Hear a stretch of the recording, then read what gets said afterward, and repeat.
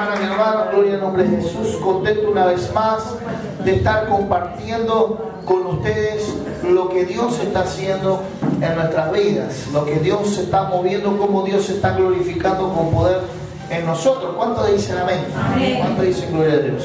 También agradecido a Dios por poder seguir transmitiendo los programas de los cultos que celebramos los días miércoles y días sábados, poderlo transmitir a través de Cadena TCR, también a través de Facebook, también a través de YouTube. Así que a todos los que nos acompañan a través de la pantalla le damos un saludo grande, que Dios te bendiga grandemente, porque yo sé y estoy seguro que Dios va a hacer algo en tu vida. Es un tiempo de creer, es un tiempo de decir, Señor, sí me animo, es un tiempo de decir, Señor, sí yo quiero hacer tu voluntad, es un tiempo de entregarse totalmente y completamente a lo que Dios quiere hacer en nuestras vidas.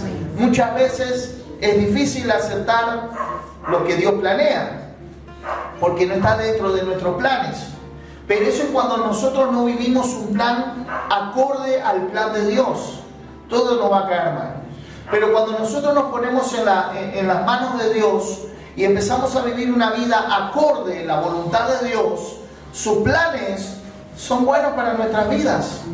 Dice que Dios tiene planes buenos para nosotros, no planes de maldición, sino planes de bendición. Además, su palabra me enseña que sus caminos no son como nuestros caminos, ni sus pensamientos son igual que nuestros pensamientos, porque los del Señor son más altos. Dice la Biblia, sus pensamientos son más altos que nuestros pensamientos.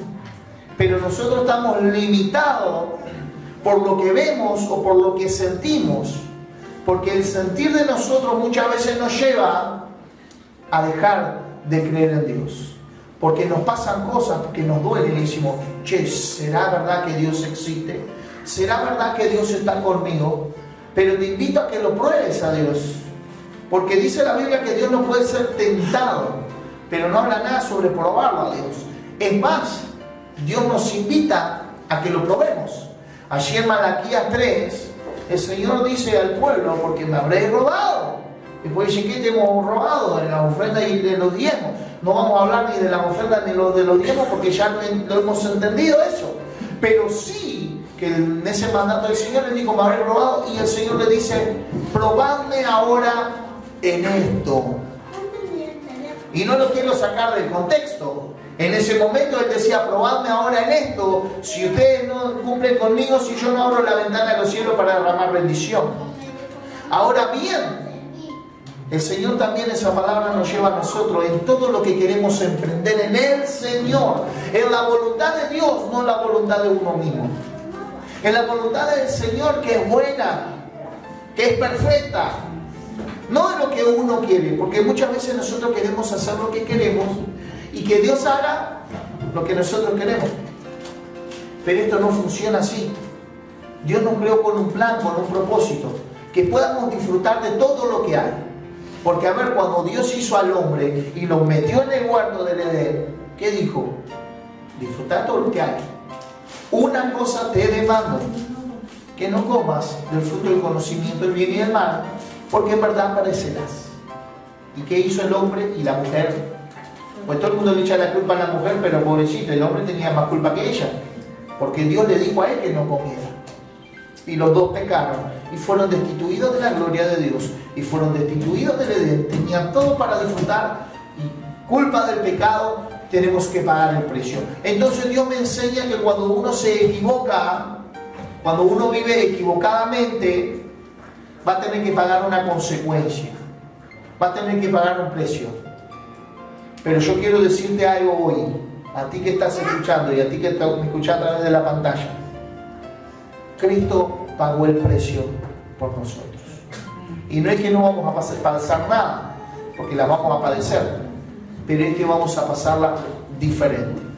Hubo un hecho en este tiempo, esta última semana, que conmovió al mundo. En el área del cristianismo también conmovió bastante. Porque un gran salmista, un gran siervo de Dios, partió a los brazos del Señor, Julio Mella. Y hay muchos que oran por la familia, que creo que nosotros nos unimos en esa oración para que Dios consuele y bendiga a la familia.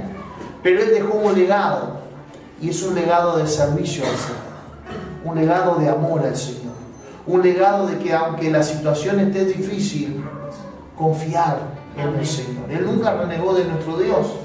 Pero hubieron muchos que ya aprovecharon para querer tirar por tierra todo lo que Dios hace, todo lo lindo que Dios hace. Hicieron hasta una compilación de todas las palabras que le fueron soltadas a Julio Melgar. Y ahí es cuando no entiende la gente que tenemos que dejar de juzgar a los siervos de Dios. Él sirvió a Dios con lo que él sabía, con el corazón y de la forma que él sabía, adorándolo hasta lo último. Y yo creo firmemente que Dios en su misericordia lo recibió en su regazo. Amén. Nadie sabe quién es el que es salvo y el que va al infierno. Solamente Dios. Porque por algo la palabra me enseña y me dice que muchos llegarán al cielo y le dirán: Señor, pero en tu nombre eché fuera demonios, pero Señor, en tu nombre sanamos muchos enfermos. ¿Y qué le va a decir el Señor? Apártate de mí, hacedor de maldad. De verdad no te conozco. Pero fue triste la partida de este siervo de Dios, pero alegre por otro lado, porque sé que pronto nos vamos a reencontrar en el cielo. No todo está perdido. Y ahí se hace fuerte la palabra de Jesús cuando dice: no te preocupes, no está muerto, sino que duerme. Están durmiendo hasta que el Señor regrese por nosotros. Cuando el Señor regrese por nosotros, ¿quiénes son los primeros que serán levantados? Los santos que ya les tocó partir. Pero nadie tiene el futuro comprado. Te puede tocar a ti, me puede tocar a mí. Que podamos estar en este momento en paz con Dios, en comunión con Dios, sirviendo a Dios como a Dios le agrada, conforme a sus mandamientos y sus estatutos, no juzgando, sino predicando un evangelio de amor, para que todo aquel que en él cree no se pierda y tenga vida eterna. Ese es nuestro trabajo, ese es nuestro legado de Jesús mismo. Él dijo: por tanto, id y hacer discípulos a las naciones, enseñándole todas las cosas que yo les he enseñado. Que guarden mis mandamientos, que guarden mis estatutos. Y todo está acá, querido hermano, en la palabra de Dios.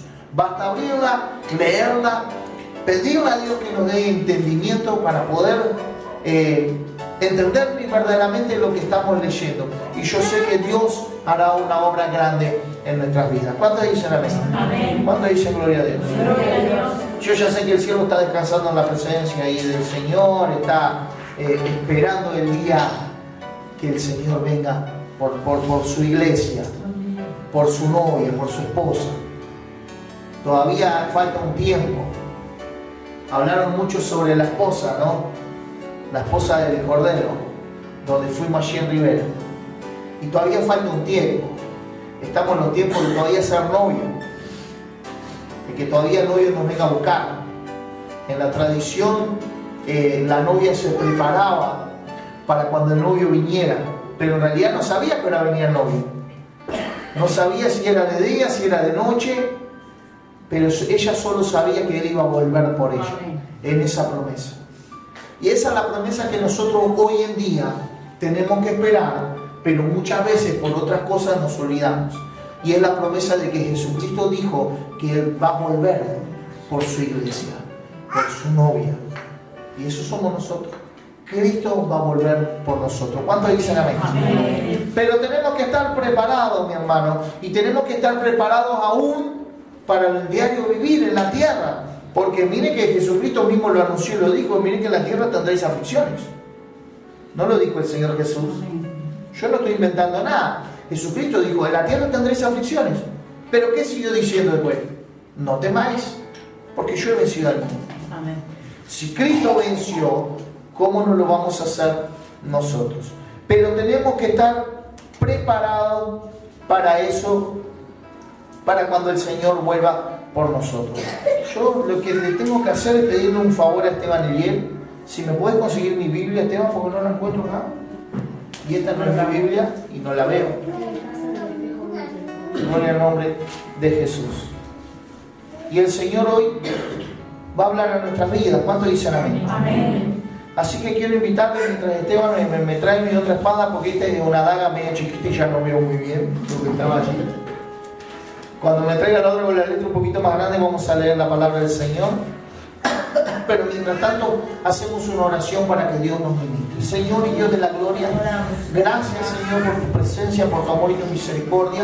Te pido, Señor, que tú bendigas nuestras vidas, Señor, que hables a nuestro corazón, Señor, que tu palabra, que es como espada de doble filo, que penetra hasta lo más profundo, hasta el tuétano, Señor, sea tocando nuestra mente y nuestro corazón de una manera transformadora, Señor, de una manera que solo tú sabes tocar, Padre Santo y Padre bueno, y que tu palabra nos pueda hablar en este tiempo, Señor, y podamos entender el propósito de ella en nuestras vidas. En este tiempo, Señor, quiero que tú bendigas a todo el que está escuchando esta palabra, a todo lugar donde está llegando, Señor, esta palabra, que tú lo bendigas, que tú le multipliques, que tú le ayudes, Señor, y que allí en ese momento tú estés obrando con poder en esas vidas.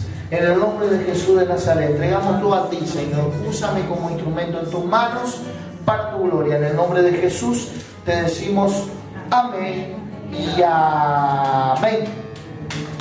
Gloria a Dios. Ella es la única que se anima a aplaudir al Señor. Aplaudir al Señor.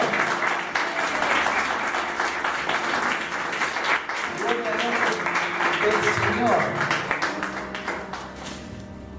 A ver si está en esto. Gloria al nombre de Jesús. Santo eres tú, Señor. Vamos a ir a la Biblia. Filipenses, capítulo 3. Lo que Dios hoy tenga preparado para nuestras vidas. En este tiempo de que nosotros, si bien estamos en la prueba y en la lucha, tenemos que estar en tiempo de gozo. ¿Por qué? Porque se vino el aniversario de la iglesia. Una vez más, un año más para la gloria del Señor, viendo lo que Dios ha hecho en nuestras vidas, viendo la transformación, no solo en lo espiritual, sino también en lo físico, sino también lo que Dios ha hecho en este cuerpo de Cristo. Somos un miembro del cuerpo y Cristo está obrando en cada uno de nosotros. Así que, hermanos, no se desanimen. Es un año más para disfrutar de la presencia de Dios, un año más para que Dios nos salve, para que Dios nos ministre, un año más para que Dios se glorifique en nuestras vidas. ¿Lo tienen allí, Filipenses? ¿Cuánto le dije yo? Filipenses 3. Prosigo al blanco. Y lo leemos en la comunión del Padre, del Hijo y del Espíritu Santo. Por lo demás, hermanos, gozaos en el Señor. A mí no me es molesto escribiros la misma cosa, y para vosotros es seguro. Guardaos de los perros, guardaos de los malos obreros, guardaos de los mutiladores del cuerpo, porque nosotros somos la circuncisión, los que en espíritu servimos a Dios y nos gloriamos en Cristo Jesús, no teniendo confianza en la carne. Aunque yo tengo también que confiar en la carne, si alguno piensa que tiene que confiar en la carne, yo más. Circuncidado al 8º día, del linaje de Israel, de la tribu de Benjamín, hebreo de hebreos, en cuanto a la ley, fariseo, en cuanto a celo, perseguidor de la iglesia, en cuanto a justicia, que es en la ley, irreprensible. Pero cuántas cosas eran para mi ganancia, las he estimado como pérdida por amor de Cristo. Y ciertamente aún estimo todas las cosas como pérdida por la excelencia del conocimiento de Cristo Jesús, mi Señor, por amor del cual lo he perdido todo y lo tengo todo por basura para ganar a Cristo y ser hallado en Él, no teniendo mi propia justicia que es por la ley, sino la que es por la fe de Cristo, la justicia que es de Dios por la fe, a fin de conocerle y el poder de su resurrección y la participación de sus padecimientos, llegando a ser semejante a Él en su muerte.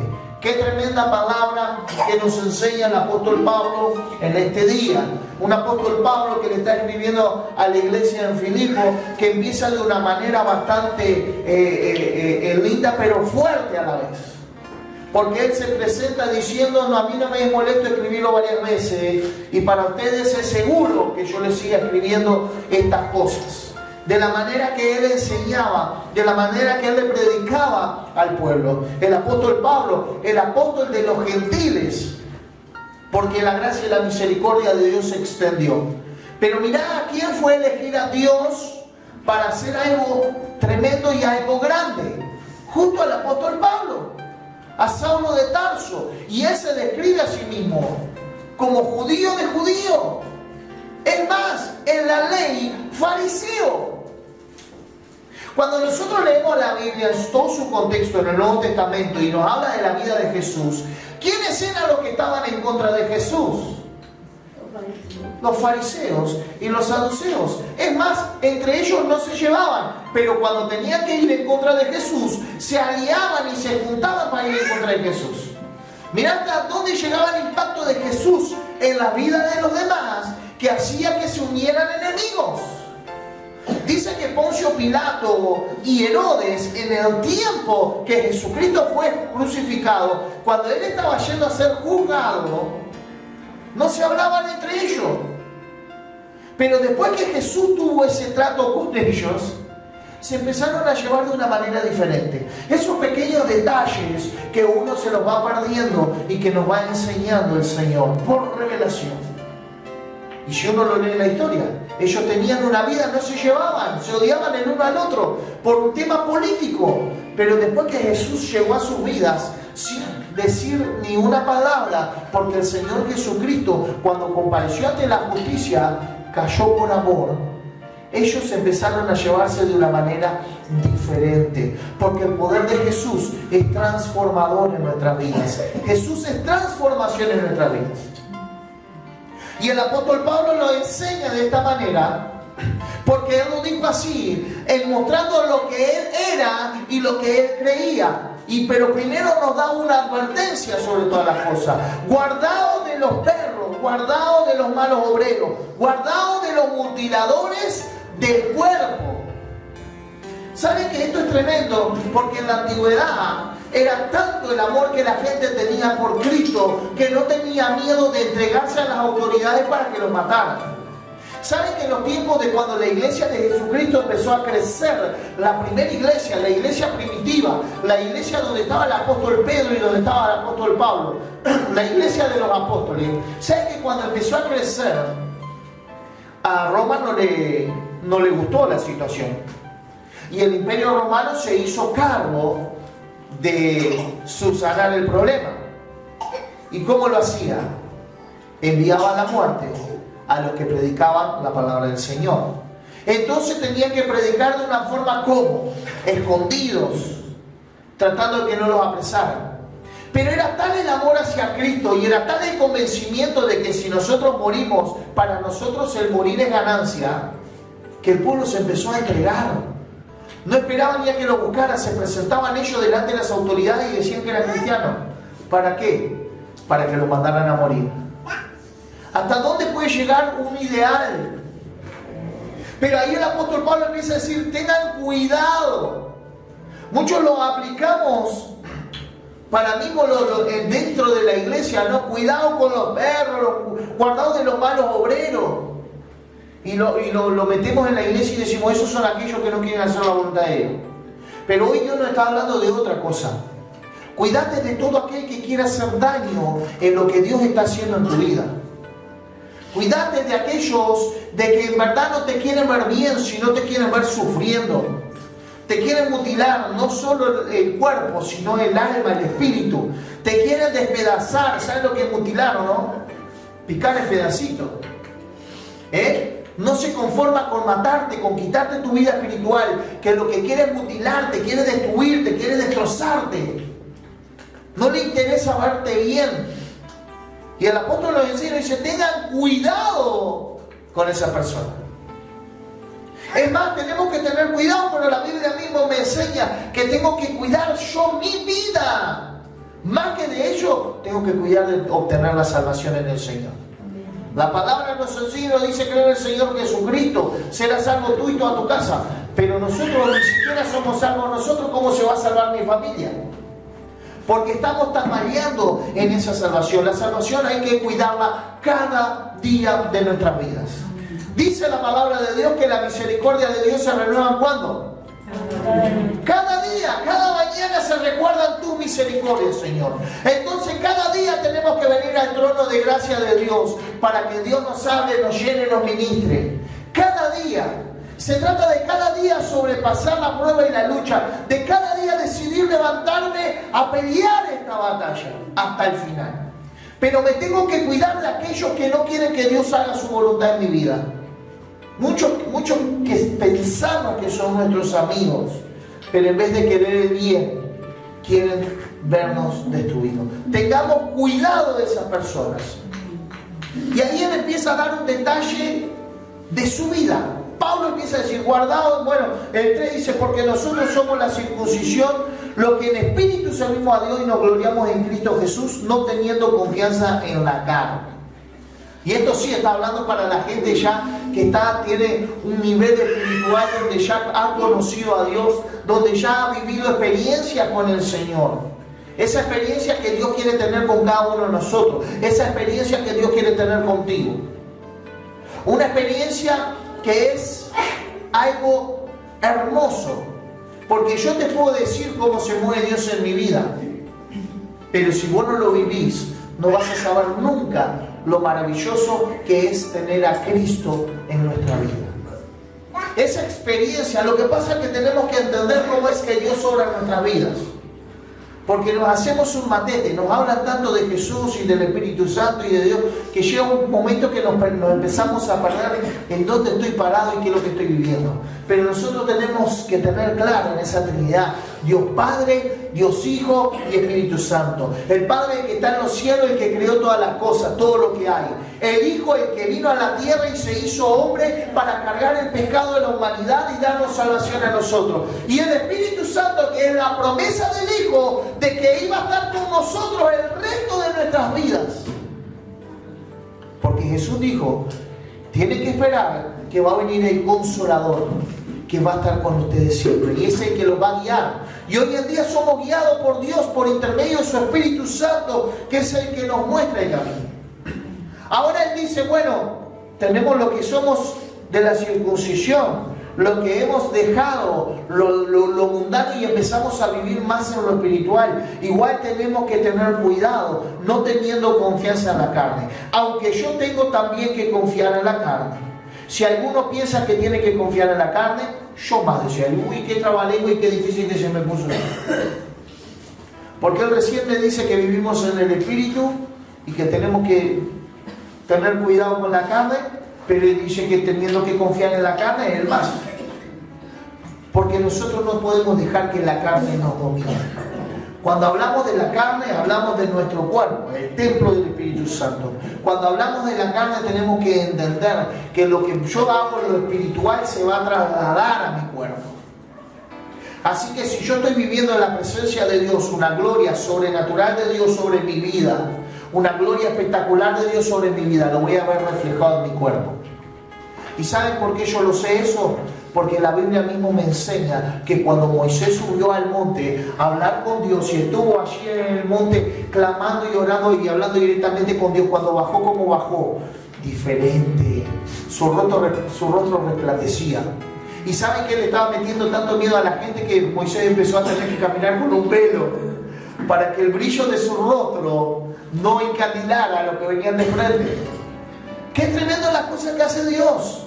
¿Por qué entendió Moisés que lo espiritual se refleja en lo físico? Por tanto, esto es de dos puntas, es una vía de dos carriles. Entonces lo que yo haga en la carne me va a repercutir en lo espiritual. Por eso nosotros siempre enseñamos y predicamos y decimos que cuando venimos a Cristo tenemos que caminar con un orden en la presencia de Dios. Y el Espíritu Santo nos va guiando a todo el camino que tenemos que caminar, dejando de hacer lo malo y empezar a hacer lo bueno. No es un capricho que yo tenga de decir, no, porque esto es pecado y no lo puedes hacer.